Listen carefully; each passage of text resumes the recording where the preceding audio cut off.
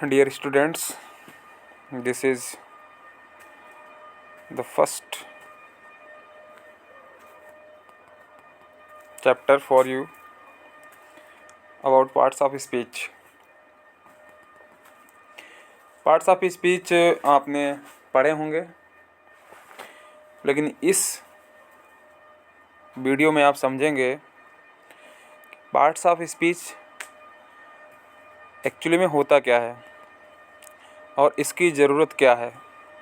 वैसे तो कहा जाए parts of speech is the soul of English grammar. अंग्रेजी व्याकरण में पार्ट्स ऑफ स्पीच का सबसे ज़्यादा महत्व है, क्योंकि आप जो भी चीज़ पढ़ेंगे, चाहे वो मैं 12th की बात करूं तो उसमें सिंथेसिस है, सिंटैक्स है, ट्रांसलेशन है, पैसिव वॉइस है, conversion of sentences, degrees, many more things वहाँ पर हैं, बहुत सारी और ऐसी चीज़ें हैं। तो उन सबको समझने के लिए आपको पार्ट्स ऑफ स्पीच आने चाहिए। पार्ट्स ऑफ स्पीच का हिंदी मीनिंग शब्द भेद होता है, शब्दों का भेद। आपको उन शब्दों के बारे में पता होना चाहिए जो इंग्लिश ग्रामर में यूज होते हैं। अब जैसे यहाँ पे डेफिनेशन दे रखी है कि parts of speech classify words into 8 categories. Parts of speech means शब्द भेद जो है ना, वो शब्दों को 8 कैटेगरी में बांटता है और वो बेस्ड ऑन देयर फंक्शन, उनके फंक्शन पर जो आधारित होते हैं। मतलब उनका काम क्या है, फंक्शन मीन्स काम। इन सेंटेंसेस, वाक्यों में इन वर्ड्स का क्या काम है, उसके हिसाब से इनको कैटेगराइज किया जाता है। Essential for clear English communication. और ये ज़रूरी क्यों है एक स्पष्ट इंग्लिश कम्युनिकेशन के लिए। अभी इंग्लिश कम्युनिकेशन आप बातचीत करते हैं इंग्लिश में, तो उसके लिए भी ज़रूरी है कौन सी चीज़ कहाँ पर आनी है, ये हम सिंटैक्स में पढ़ते हैं।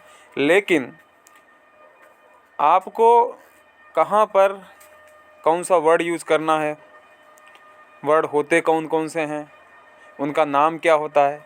एक सेंटेंस में अगर एक सेंटेंस जैसे लिख दिया जाए तो वो आप कैसे पहचानेंगे, मैं उसको आगे भी डिस्कस करूँगा। तो ये 8 होते कौन कौन से हैं। पहला है आपका नाउन। मैंने इसकी हिंदी यहाँ पे नहीं लिखी है, लेकिन मैं साथ ही साथ बता देता हूँ आपको। नाउन को हिंदी में संज्ञा बोलते हैं। प्रोनाउन को सर्वनाम बोलते हैं। एडजेक्टिव, इसको विशेषण बोलते हैं। वर्ब को बोलते हैं क्रिया। एडवर्ब को क्रिया विशेषण, क्योंकि ये वर्ब की विशेषता बतलाता है। 6 नंबर पे है प्रीपोजिशन को हम हिंदी में बोलते हैं शब्द भेद। इसको डिटेल में पढ़ेंगे तो वहाँ पर आपको सारी हिंदी मिलेगी। कंजंक्शन को संयोजक बोलते हैं। प्रीपोजिशन को संबंध सूचक अव्यय। मतलब ये कुछ ऐसे वर्ड जो 2 या 2 से ज़्यादा शब्दों को जोड़ते हैं, उसको प्रीपोजिशन बोलते हैं, प्रीपोजिशन। फिर नंबर 8 में आता है इंटरजेक्शन से हम हमारे मन में उठने वाले अचानक भाव, जैसे एलास, ओह, हुर्रा। आपने इसको डायरेक्ट इनडायरेक्ट में पढ़ा होगा। तो इसको समझने के लिए ये सारे 8 पार्ट्स ऑफ स्पीच एक सेंटेंस में कैसे यूज हो सकते हैं, हम आगे देखते हैं।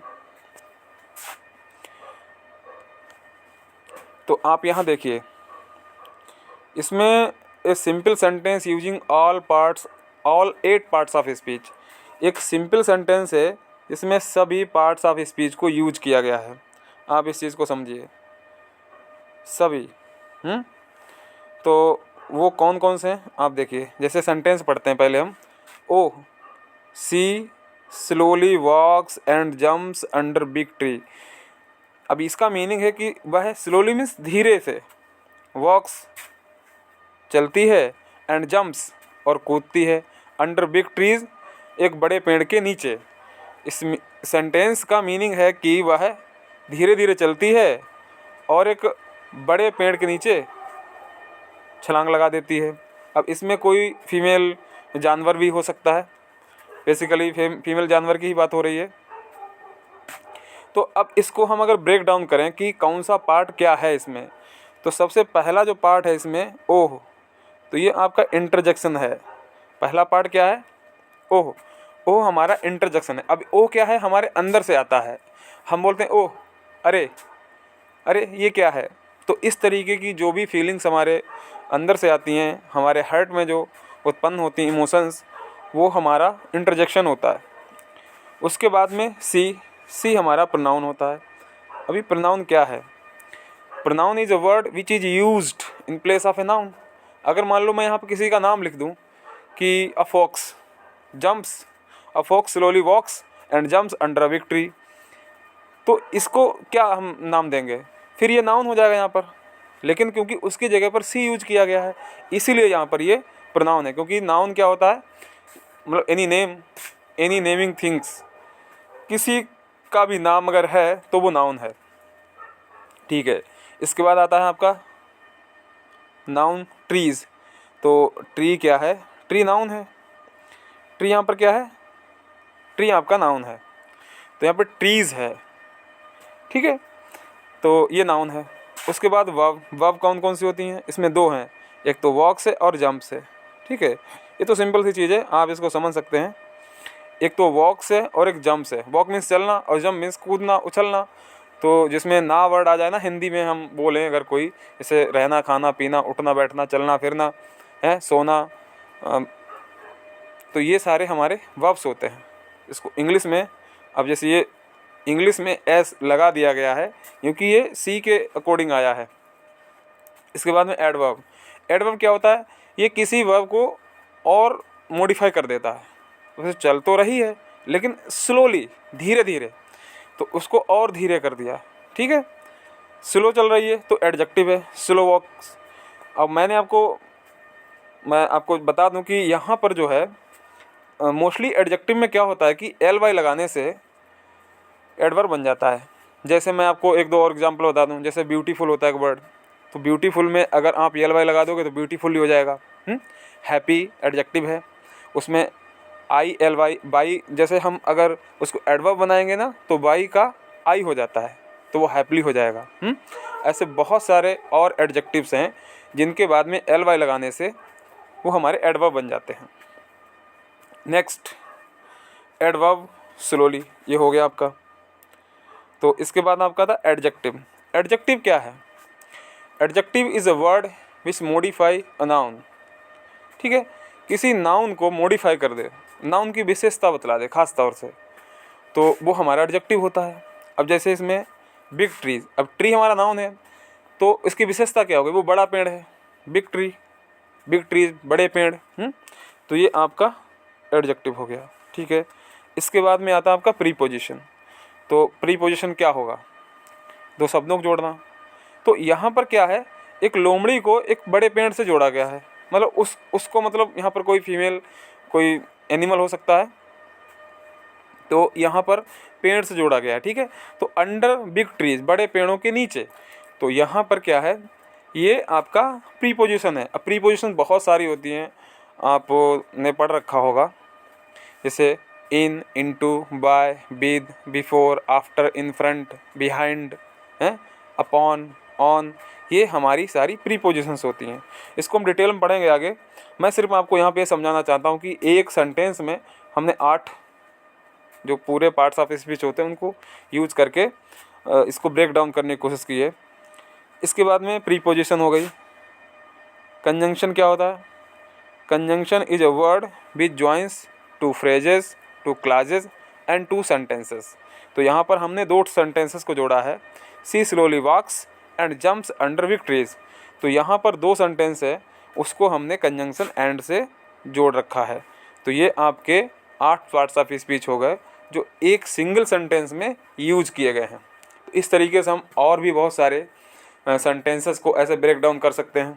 ओके, नेक्स्ट चलते हैं। सबसे पहला आया नाउन। नाउन क्या है? नाउन को हिंदी में बोलते हैं संज्ञा।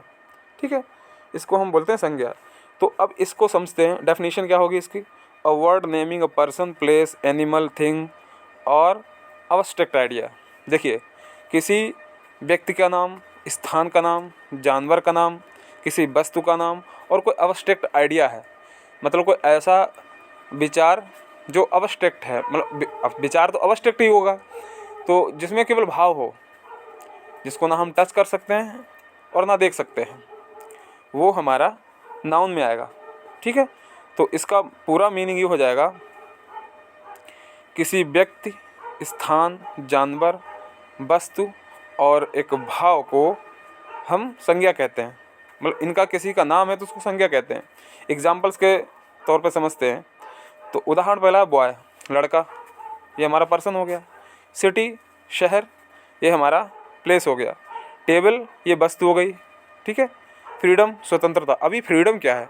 फ्रीडम क्या दिखाई देती है? नहीं, ना हम उसको टच कर सकते हैं।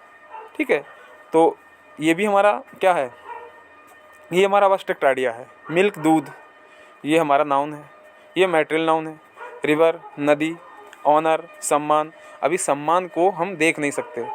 बीमारी, ठीक है, तो ऑनेस्टी, ये हमारे नाउन हैं लेकिन अब्स्ट्रैक्ट हैं, तो इनको हम न छू सकते हैं न देख सकते हैं, वो हमारे अब्स्ट्रैक्ट नाउन कहलाते हैं, मतलब वो नाउन्स होते हैं। अब हम इसको जैसे नाउन्स को पढ़ेंगे आगे, ये 5 काइंड्स होते हैं, उनको हम डिटेल में पढ़ेंगे। उसमें पहला आपका होता है प्रॉपर नाउन, फिर कॉमन नाउन आएगा, कलेक्टिव नाउन आएगा, फिर मटेरियल नाउन आएगा और अब्स्ट्रैक्ट नाउन, ये हम डिटेल में पढ़ेंगे। तो अब जो सेंटेंसेस में इसको अगर हम यूज़ करके देखते हैं, जैसे the boy loves his city, लड़का अपने शहर को पसंद करता है या अपने शहर से प्यार करता है। तो इसमें देखिए नाउन कौन कौन सा है, एक तो बॉय हो गया, एक सिटी हो गया, और दोनों कॉमन नाउन है। ठीक है, इसके बाद में रिवर फ्लोज फास्ट, नदी तेज बहती है, तो इसमें रिवर हो गई हमारी, रिवर क्या है? नाउन हो गया, वो तो ऊपर दे रखा है।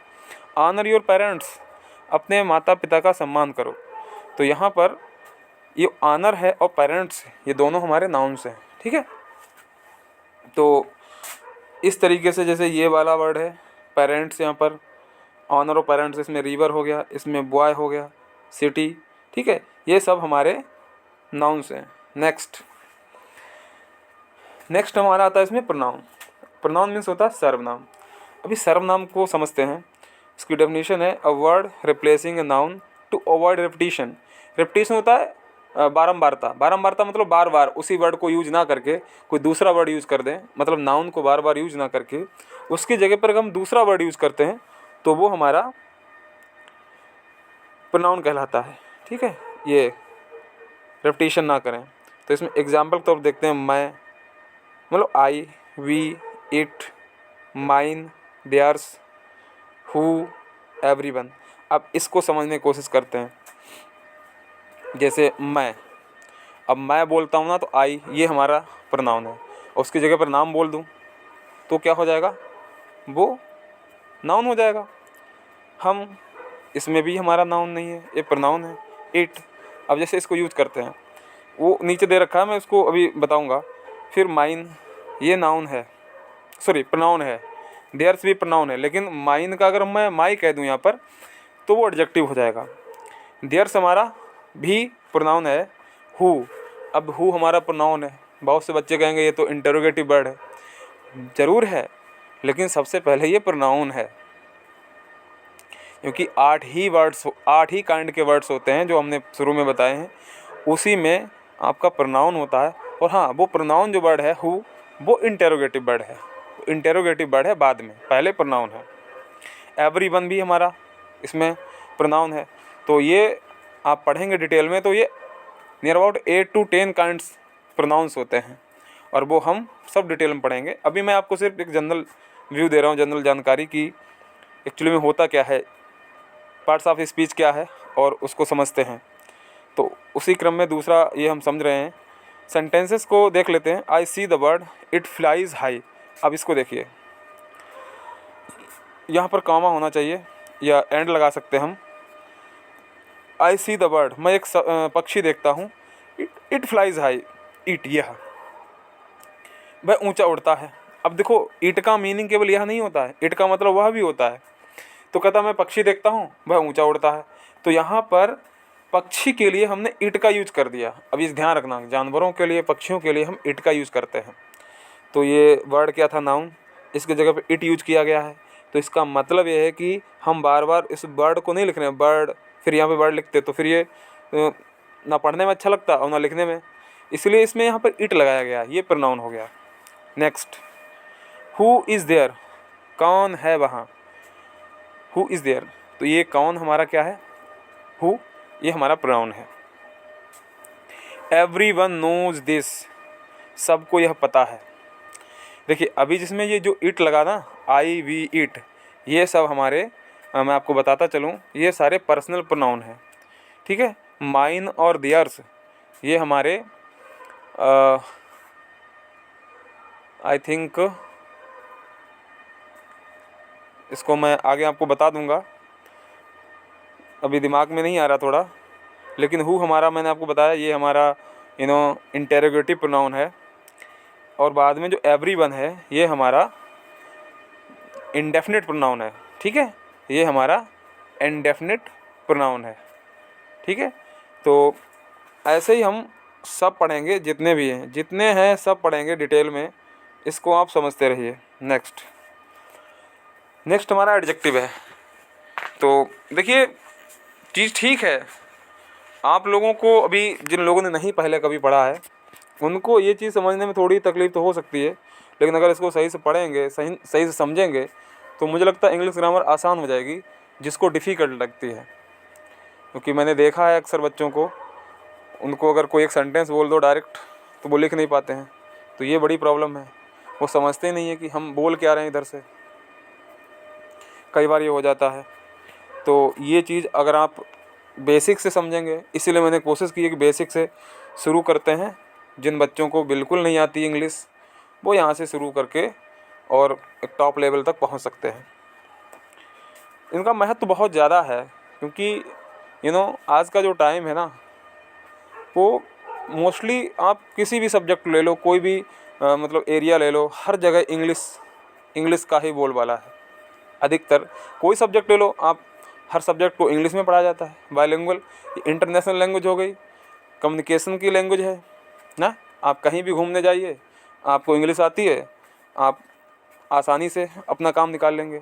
लेकिन अगर आपको केवल अपनी भाषा आती है, आपकी खुद की जो मातृभाषा जो भी है, तो फिर आपको तकलीफ़ हो सकती है। आपको एक ट्रांसलेटर लेना पड़ेगा या फिर कोई गाइड लेना पड़ेगा। इसलिए इसको समझना बहुत ज़रूरी है।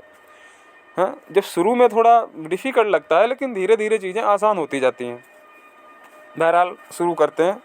तीसरा, इसकी डेफिनेशन देखते हैं। अ वर्ड डिस्क्राइबिंग और मॉडिफाइंग अ नाउन प्रोनाउन। देखिए नाउन और सर्वनाम, मतलब संज्ञा और सर्वनाम की जो उसको मॉडिफाई कर दे, उसको और उसकी विशेषता बढ़ा दे, ठीक है। जैसे एक वर्ड है, मैं सेंटेंस ऐसे बोल दूँ, एक लड़का है, तो ये सिंपल सी बात हो गई। और वो कह दे एक अच्छा लड़का है, अ गुड बॉय, तो लड़के की विशेषता ये हो गई कि वो अच्छा लड़का है। तो जैसे मैं आपको एग्जांपल समझाता हूँ। इसमें एग्जांपल कह रहा है हैप्पी, खुश, ठीक है। तो उसके बाद में 3 ऑनेस्ट, ईमानदार, हैं, हुज किसका, इंडियन भारतीय, यंग युवा, डेलिशियस स्वादिष्ट, ये सारे एडजेक्टिव्स हैं। अब इसका यूज कैसे करते हैं वो समझिए। एक चीज़ और ध्यान रखना, एडजेक्टिव का यूज़ केवल नाउन से पहले ही नहीं होता है, नाउन के बाद में भी होता है। उसको हम आगे समझेंगे, डिटेल में पढ़ेंगे तब, लेकिन अभी आपको सिर्फ पहचान करवा रहे हैं कि एडजेक्टिव होते कौन कौन से हैं। अब सेंटेंसेस में क्या, जैसे हैप्पी चिल्ड्रन प्ले, खुश बच्चे खेलते हैं, तो ये चिल्ड्रन से पहले जो हैप्पी लगा है ये आपका एडजेक्टिव है। जैसे लोग कहते हैं ना हैप्पी बर्थडे, तो बर्थडे कैसा है, खुश, प्रसन्नता वाला जन्मदिन। तो इस टाइप से हैप्पी मैन, प्रसन्न व्यक्ति, हाँ, हैप्पी होली, शुभ होली। तो हैप्पी जो है एडजेक्टिव है आपका। लेकिन इसको अगर हम एडवर्ब बनाएं, अभी मैं पीछे बात कर रहा था, तो इसमें अगर हैप्पी को एडवर्ब बनाए ना, तो बाई को आई बना देंगे और फिर एल वाई लगा देंगे, तो हैप्पीली हो जाएगा। ये आपका एडवर्ब भी हो सकता है। नेक्स्ट है यंग स्टूडेंट्स लर्न, युवा छात्र सीखते हैं। बिल्कुल सही बात है। अब स्टूडेंट्स हमारा नाउन है, इससे पहले हमने यंग लगा दिया, तो यंग हमारा क्या हो गया, ये हमारा एडजेक्टिव हो गया, ठीक है। क्योंकि ये स्टूडेंट्स की विशेषता क्या है, वो यंग हैं। स्टूडेंट्स की विशेषता क्या है कि वो यंग हैं, ठीक है। फिर डेलिशियस फूड अवेट्स, स्वादिष्ट भोजन इंतज़ार कर रहा है। अभी ये बहुत ही इम्पोर्टेंट चीज़ है कि स्वादिष्ट भोजन इंतज़ार कर रहा है, अवेट्स है, मतलब आपका इंतज़ार हो रहा है। तो फूड कैसा है यहाँ पर? डेलीशियस। और फूड हमारा नाउन है, और वो आपको पता फूड कौन सा नाउन हो सकता है? फूड मटेरियल से बना होता है, तो ये मटेरियल नाउन हो गया। ओके, चलते हैं नेक्स्ट। वर्ब। वर्ब होती है क्रिया। अब इस दुनिया में इसके बगैर कोई काम हो ही नहीं सकता है। जो भी हम करेंगे उसमें वर्ब का बहुत काम होता है। मैं कह सकता हूँ कि इसको हम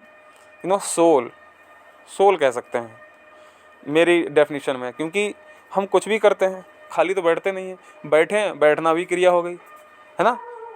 लिख रहे हैं, चल रहे हैं, खा रहे हैं, पी रहे हैं, whatever position we are in, हम जिस पोजिशन में होते हैं वो वर्ब होती है।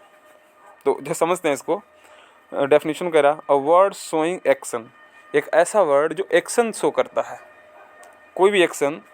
स्टेट, अवस्था, आप बैठे हैं, बैठना भी वर्ब हो गई। और अक्रेंस, कोई घटना, अगर कोई घटना घटित हुई है वो भी वर्ब है।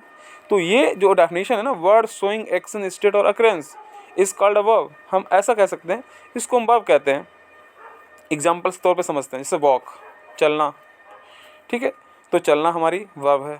थिंक, सोचना, बीकम, बनना, होना है, become a good man, be a good man, laughed, हंसना या हंसा, विल गो, ये भी वर्ब है, जाएगा, सिंग, गाना, मतलब गाना गाने के सेंस में, बिल्ड, बनाना।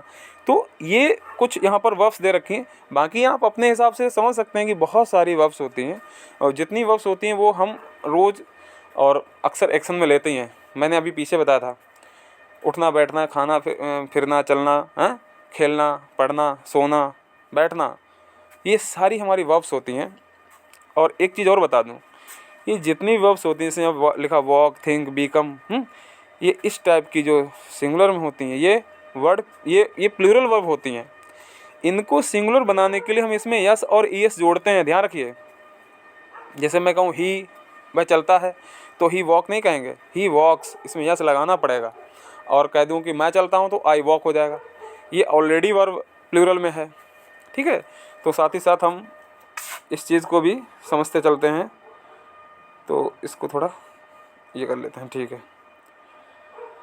तो क्या है? वॉक है, थिंक है, बीकम है, बीकम है, लाफ्ड है, बिल गो, सिंग, बिल्ड मीन्स बनाना, घर बनाते हैं ना तो बिल्ड होता है। तो जैसे यहाँ सेंटेंसेस कुछ दे रखे हैं, बर्ड्स फ्लाई साउथ, चिड़ियाँ साउथ की ओर उड़ जाती हैं, ठीक है, या पक्षी साउथ की ओर उड़ते हैं, दक्षिण की ओर उड़ते हैं। तो फ्लाई क्या है? हमारी वर्ब है। अब ये फ्लाई खाली वर्ड है, तो ये प्लूरल है। इसमें अगर यस और यस लगा देंगे तो मतलब आई ई एस होगा, फिर फ्लाइज होगा, तो बर्ड रह जाएगा, यस हटाना पड़ेगा इधर, फिर हमको इधर हटा करके इधर लगाना पड़ेगा। चिल्ड्रन सिंग सॉन्ग्स, बच्चे गीत गाते हैं, ये बच्चे गाने गाते हैं। तो यहाँ पर चिल्ड्रन हमारा नाउन है, आपको पता होना चाहिए, और सिंग हमारा वर्ब है, और सॉन्ग्स भी हमारा नाउन है।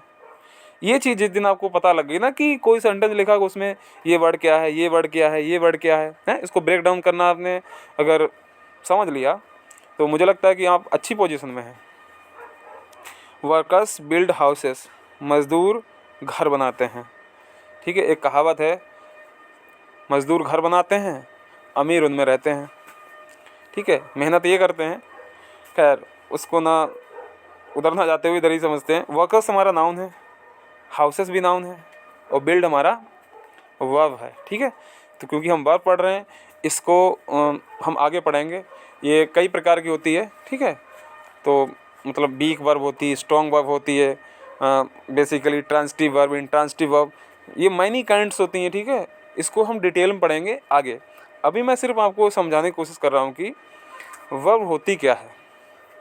पूरा पार्ट्स ऑफ स्पीच को हम एक मतलब एक व्यू में समझाना चाहते हैं कि सरसरी नज़र से, वर्ड आई व्यू एक फ्रेज होता है वो। Next, adverb, very important. अभी एडवर्ब क्या है इसको समझिए। एडवर्ब जो है क्रिया विशेषण है। अभी जैसे हम आप कोई काम कर रहे हैं उसमें एडवर्ब लगा दीजिए, वो काम और स्लो हो जाएगा।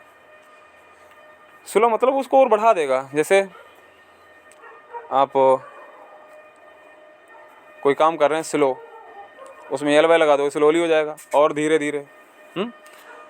जैसे एक है वर्ड डबल एडवर्ब का भी यूज हो जाता है, जैसे यू वर्क्स ब्यूटीफुल्ली या यू वर्क स्लोली, या आप सुंदर तरीके से काम कर रहे हैं या धीरे धीरे काम कर रहे हैं। इसमें अगर हम वेरी लगा देते हैं तो वेरी भी हमारा एडवर्ब है, ठीक है। तो यू आर वर्किंग स्लोली, आप धीरे धीरे काम कर रहे हैं। You are working very slowly, आप बहुत धीरे धीरे काम कर रहे हैं, तो वो भी हमारा क्या है, एडवर्ब हो जाएगा। हाँ, एडवर्ब हो जाएगा। जो डेफिनेशन समझते हैं, a word modifying a verb adjective और another adverb often showing manner time और प्लेस, दैट्स वेरी इंपॉर्टेंट। समझिए क्या कहने की कोशिश कर रहा है, ये वर्ड जो है मॉडिफाई करता है वर्ब को, एडजेक्टिव को और अनदर एडवर्ब को, दैट्स वेरी इंपॉर्टेंट। इन तीन चीज़ों को समझिए आप। एक तो ये वर्ब को मॉडिफाई करता है, एडजेक्टिव को, और दूसरा अनदर एडवर्ब। तो मैंने अभी आपको तीनों चीज़ें बताई, मैं फिर से कोशिश करता हूँ बताने की। जैसे ही वर्क्स स्लो, वे धीमे धीमे काम करता है, तो स्लो यहाँ पर क्या है, एडजेक्टिव है। अगर इसमें एल वाई लगा देंगे ना तो ये एडवर्ब हो जाएगा, स्लोली।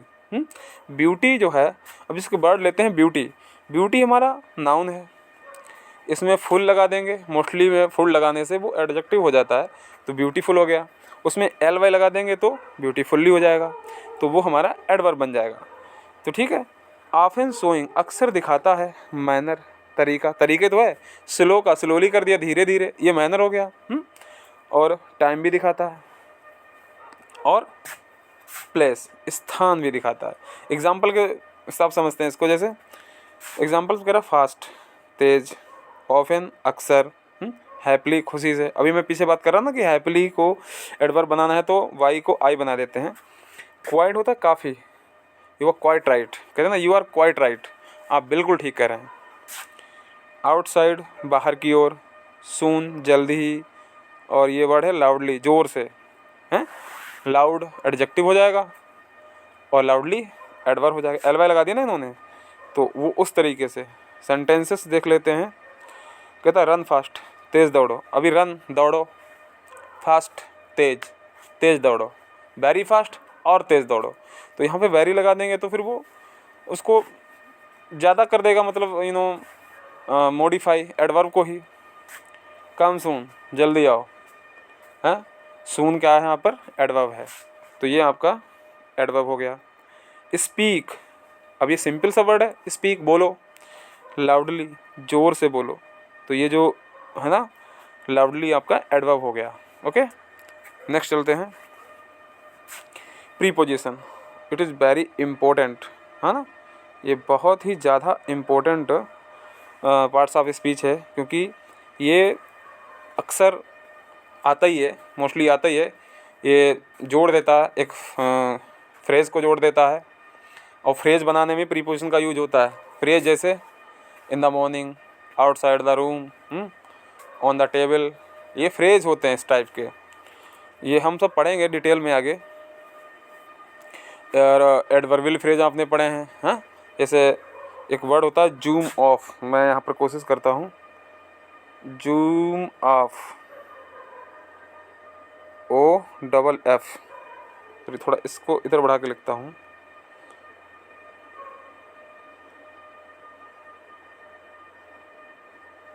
ये आपने पढ़ा होगा। ऑफ क्या है, ये भी एक प्रीपोजिशन का ही काम करता है, लेकिन यहाँ पर zoom of in adverbial phrase हो गया। फिर ये ऑफ ऑन वाला आपने सुना होगा, ऑफ करो ऑन करो। इस जूम ऑफ का मतलब होता है टू स्टार्ट टू मूव, कहीं के लिए चल पड़ना, निकल पड़ना, ठीक है। ये मुझे यहाँ पर ध्यान आ गया तो मैंने आपको बता दिया। चलिए अब हम इसको शुरू करते हैं। प्रीपोजिशन होता है संबंध सूचक अव्यय होता है, एक वर्ड होता है, 2 लेटर्स बना हो सकता है, 3 4 6 लेटर से, जैसे आगे पढ़ेंगे इसको भी। कहता है a word showing the relationship between a noun pronoun, ठीक है, इसको समझते हैं। A word showing the relationship between a noun और pronoun and other words, place time और डायरेक्शन, उसको हम प्रीपोजिशन कहते हैं। किसी नाउन प्रोनाउन में संबंध आपस में, या दूसरे वर्ड्स में संबंध, जो दूसरे शब्द होते हैं, दो शब्दों के बीच में संबंध दिखा सकता है, दो संज्ञाओं के बीच में, प्लेस टाइम डायरेक्शन में भी वो उसके हिसाब से यूज होता है, ये प्लेस टाइम डायरेक्शन के हिसाब से। तो एग्जांपल्स के तौर पर जैसे फॉर के लिए, ड्यूरिंग दौरान, बिहाइंड पीछे। तो ये है फॉर, ड्यूरिंग, बिहाइंड, विदाउट बिना, अक्रॉस के पार, बिफोर पहले, अगेंस्ट के विरुद्ध। तो सेंटेंस में देखते हैं इसको, कहता है वेट फॉर मी, मेरा इंतज़ार करो। वेट फॉर हमेशा यूज होता है, ध्यान रखना, किसी के इंतज़ार के लिए वेट फॉर लगता है। I am waiting for you, मैं तुम्हारा इंतज़ार कर रहा हूँ, वेट फॉर। फिर उसके बाद में मीट बिफोर नून, मीट मिलो, बिफोर से पहले, नून दोपहर से, कहता दोपहर होने से पहले मिलो। तो ये जो इसमें बिफोर है ना, ये भी आपकी प्रीपोजिशन है, ठीक है। स्टैंड अगेंस्ट द वॉल, दीवार के सहारे खड़े रहो। अभी दीवार के सहारे मतलब दीवार से टिक के खड़े होना होता है, विरुद्ध का मतलब होता है उसके सामने नहीं खड़े होना होता है, उससे पीठ लगा के टिक के खड़े हो जाना, ये होता है अगेंस्ट, ठीक है। नेक्स्ट, अब ये आपका है यहाँ पर कंजंक्शन। तो कंजंक्शन को समझते हैं, संयोजक, ये वेरी इंपॉर्टेंट होता है। कंजंक्शन जो है वेरी इंपॉर्टेंट है, और इसका यूज आपको, आप जब कॉम्प्लेक्स सेंटेंस पढ़ते हैं, कंपाउंड सेंटेंस पढ़ते हैं, वहाँ इसका बहुत यूज होता है, क्योंकि वो उसके बगैर बन ही नहीं पाएगा। तो ये दो प्रकार का होता है बेसिकली, एक होता है आपका कोऑर्डिनेटिंग कंजंक्शन, जिससे कंपाउंड सेंटेंस बनता है, दूसरा होता है सबऑर्डिनेटिंग कंजंक्शन, जिससे आपका कॉम्प्लेक्स सेंटेंस बनता है। तो उसको डिटेल में हम आगे पढ़ेंगे, अभी मैं आपको सिर्फ बता देता हूँ कि इसका यूज आगे कहाँ कहाँ होना है। डेफिनेशन क्या बोल रहा है, a word joining words, phrases और क्लॉजेस, वेरी इंपॉर्टेंट। दो शब्दों को जोड़ना, दो उपवाक्यों को जोड़ना, ठीक है, फ्रेजेस को जोड़ना। तो ये हमारा दो सेंटेंसेस भी लिख सकते हैं इसमें सेंटेंसेस को जोड़ने के लिए भी यूज़ करते हैं। क्लॉजेज वैसे सेंटेंस ही होता है, तो ये हमारा एडजेक्टिव कंजंक्शंस होता है, कंजंक्शन, ठीक है।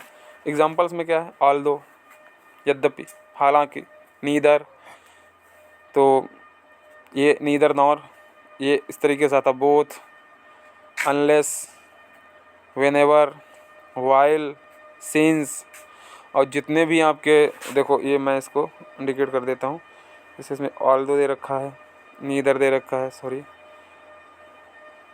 नीदर है, बोथ है, अनलेस है, अनटिल हो सकता है, व्हेनेवर, व्हाइल है, सिंस, ये सब हमारे कंजंक्शंस हैं। और भी बहुत सारे मैं आपको बता दूं, जितने भी आपके इंटेरोगेटिव वर्ड होते हैं, interrogative I can say interrogative pronounce, interrogative adjectives, वो सब यही वर्ड्स होते हैं। तो उनका यूज करने का तरीका अलग अलग हो जाता है, इसीलिए वो इंटेरोगेटिव एडजेक्टिव भी हो जाते हैं, इंटेरोगेटिव प्रोनाउन भी हो जाते हैं, और वो यहाँ कंजंक्शन का भी काम करते हैं। तो ये भी कंजंक्शन होते हैं, जैसे वो what, when, which, where, how, that, ये सब। एग्जाम्पल देखते हैं, अब इसमें इन्होंने केवल तक बोथ दे रखा, बोथ और एंड दोनों होते हैं। तो सेंटेंस में क्या है, both rain and snow fail, समझिए, दोनों, बारिश और बर्फ दोनों गिरी, तो एंड से जोड़ दिया है इसने रेन एंड स्नो को। रीड वाइल वेटिंग, इंतज़ार करते हुए पढ़ो, तो इसमें जो वाइल वर्ड है ना, ये हमारा कंजंक्शन है। कई तरीके से जब दो काम एक साथ हो रहे होते हैं उसमें वाइल का यूज़ कर देते हैं हम लोग, और वहाँ पर भी वो कंजंक्शन का ही काम करता है। लास्ट सेंटेंस है, कॉल सिंस मॉर्निंग, सुबह से फ़ोन करो। तो सिंस यहाँ पर एक संयोजक के रूप में भी यूज होता है, और ये एक प्रीपोजिशन के रूप में भी यूज होता है। तो यहाँ पर मुझे लगता है कॉल सिंस मॉर्निंग, सुबह से फ़ोन करो, तो ये हमारा इस तरीके से यूज होता है। Next, interjection. इंटरजेक्शन में देखिए, विस्मय सूचक शब्द, ये विस्मय सूचक शब्द होते हैं। अचानक आपके मन में कोई भाव उठता है, वो, जैसे a word expressing sudden emotion और एक्सक्लेमेशन, अचानक आपके मन में उठने वाले उद्गार, भावनाएं होती हैं। तो ये हमारे एक तरीके से कह सकते हैं इंटरजेक्शंस होते हैं। तो जैसे एग्जांपल्स में कह सकता है आह, हंस, सस बोलते हैं ना, हेल्प मदद करो, नो नहीं, यस हाँ, ग्रेट, स्टॉप, हो रहा है, अलॉस। ये सब जो वर्ड्स होते हैं जो आपके वहाँ यूज होते हैं डायरेक्ट इनडायरेक्ट में ना, नरेशन में जो यूज होते हैं ना, वो सारे वर्ड हमारे इंटरजेक्शन कहलाते हैं। तो जैसे सेंटेंस है आई फॉरगेट, अरे मैं भूल गया, तो ये इसमें जो यूज हुआ ना, ये आपका इंटरजेक्शन है। ग्रेट, यू वोन, शानदार, तुम जीत गए। स्टॉप, डेंजर है, रुको, आगे खतरा है। तो ये इस तरीके के जो वर्ड्स हैं ये हमारे इंटरजेक्शन के रूप में आते हैं। और ये यहाँ पर मैंने सिर्फ आपको एक वर्ड आई व्यू में थोड़ा सरसरी नज़र से ये समझाया है। बाकी हम इस सब को कायदे से पढ़ेंगे डिटेल में। अगर ये वीडियो आपको समझ में आई है तो अच्छी बात है। इसको शेयर करना, लाइक करना, कमेंट करना। जहाँ पर आपको दिक्कत है वो पूछ सकते हैं आप। मैं इसमें एक टेलीग्राम का लिंक शेयर कर दूंगा जहाँ से आपको PDF मिल जाएगी। Okay, thank you.